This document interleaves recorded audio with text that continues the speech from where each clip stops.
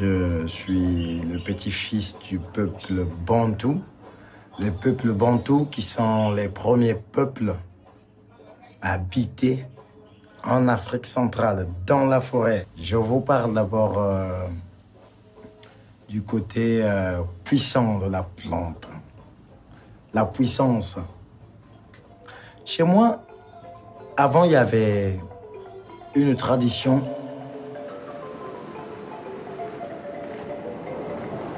L'arbre peut te faire chuter. L'arbre peut te construire. L'arbre peut te ramener aussi,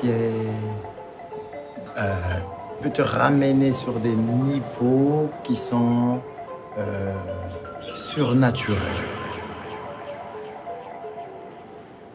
Dans notre famille, je suis initié depuis l'enfance et initié avec des arbres. Donc ça veut dire que j'ai des arbres dans mon corps que j'ai mangé pendant mon enfance. J'ai la chance je me fais initier par les Diola. Donc j'étais là-bas pendant 3 mois dans le bois sacré. Donc ils ont monté leur savoir-faire. Et là j'ai dit, ah oui, ok, d'accord. C'est pas du mystique, c'est des formules. Pour moi, c'est pas du mystique, c'est une autre forme de science. Donc des fois, j'essaie de fusionner cette culture-là ancestrale et la technologie. Nous, en Afrique, pour faire notre forme technologique, on utilise des matières naturelles qui sont sur la nature. On compose des choses. Des fois, tu as besoin d'écorce, de racines, de trucs, bien de l'eau, du lait, du sang de je sais pas quoi, quelle bête, pour faire notre composition scientifique. Mais l'extérieur, vu de l'extérieur, ils croient que c'est du mystique, ou que c'est une autre forme de science. Donc pour moi, pour pouvoir expliquer pour moi cette forme de science-là, il faut métisser les deux. Parce qu'on ne peut pas faire des trucs originaux totalement africains pour pouvoir l'expliquer l'autre. Il ne pourra pas comprendre. Mais des fois, c'est les mêmes objectifs. This is meant to make a very simple replica of a baobab fruit that's going to be hanging. There'll be about 4 of them that will be like changing light in accordance to how they are like swung. I'm Sandra Subi. I am a visual performing artist from Kampala, Uganda. Bas is a renowned. He has an amazing atelier. He's built all these amazing installations from metal and like lions and all these different things. For example, in Dakar, you have so many water sachets. Ouais. Water, eh? Ouais, sachet like d'eau. if you're in sachet d'eau. Sachet d'eau.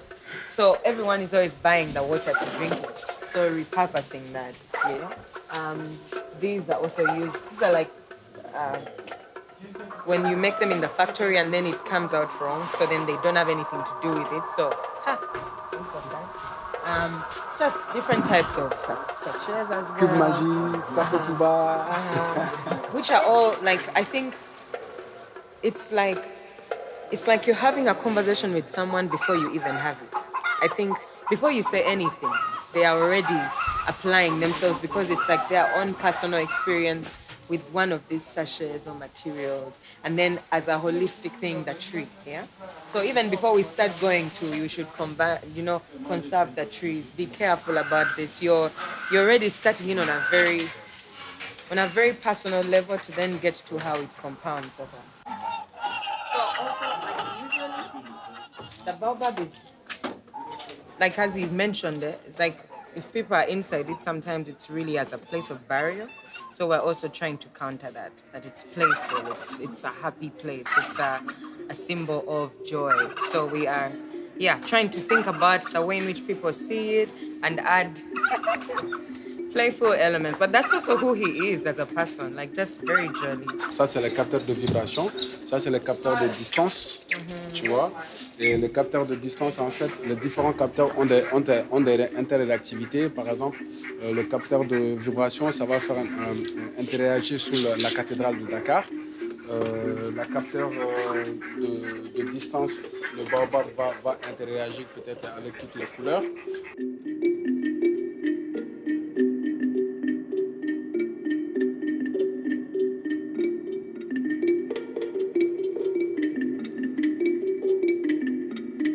Comme ça, regarde les baobabs, regarde les tamarins. Avant, il y a de grands baobabs à côté du village, mais tous sont perdus, tous sont coupés. C'est les baobabs et tamarins. Hein? Ils sont placés, même chose. Les champs sont respectés par les arbres. Sont respectés par les arbres. Les Africains, beaucoup sont respectés par les arbres.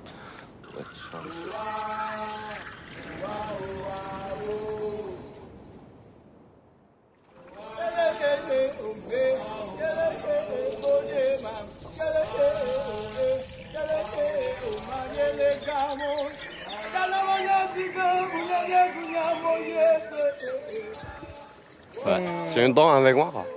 C'est une dent, en fait. Il y a mon papa qui le fait.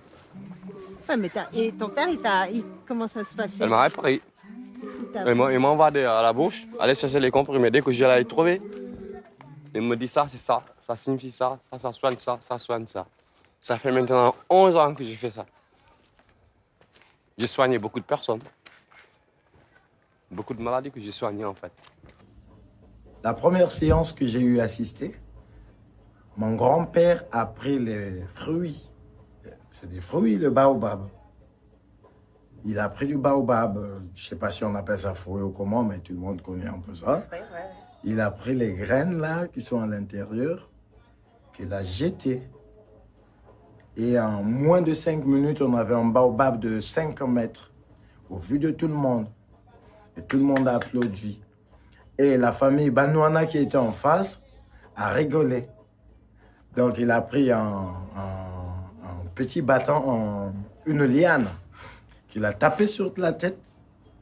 Il a dit, mais les dieux sont avec moi aussi. Il a fait pleuvoir juste là où était mon grand-père. Juste vraiment un petit périmètre de 5 mètres de diamètre, quoi. Tu peux même apprendre à communiquer avec des animaux, bien à communiquer avec des arbres. C'est une sorte de savoir.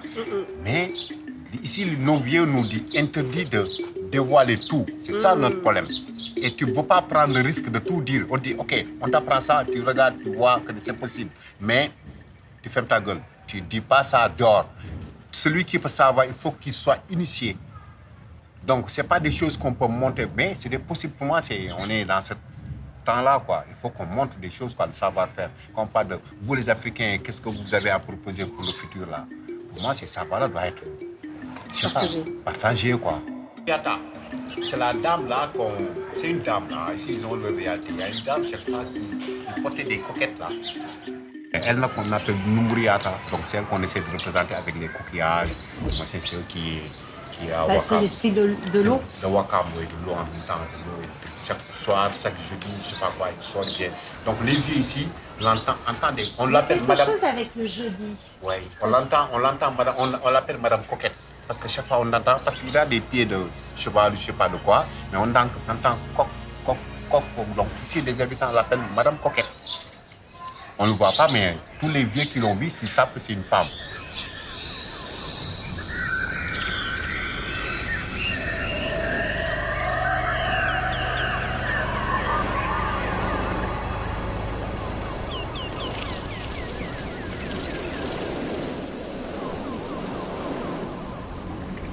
Fécondité de l'univers, c'est la femme. Et la partie féminine auquel va vendre, c'est une partie très très sacrée. Surtout chez nous en Yoruba, au Nigeria, c'est une partie très sacrée.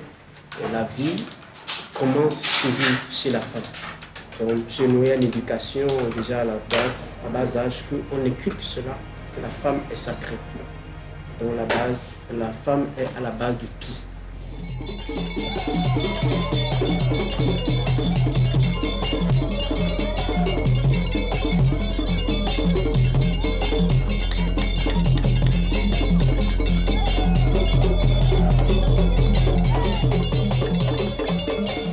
Bonjour, je m'appelle Moussa Faye, j'ai 32 ans, je suis graphic designer, beatmaker en même temps, je fais de la photo, du dessin.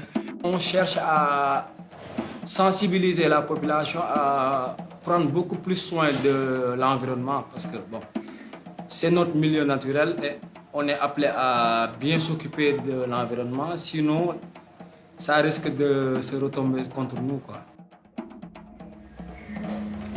Si on me demande de dessiner un âne,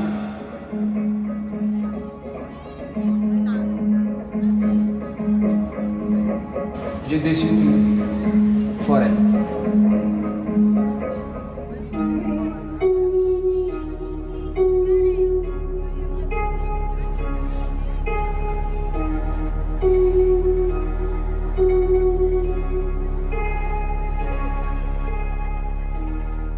C'est un masque qui a été fait par Ibrahim Maria.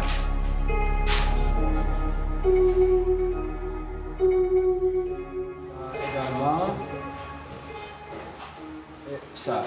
L'histoire qui est derrière les masques, à partir des arbres, parce que c'est les arbres qu'on utilise pour sculpter les masques.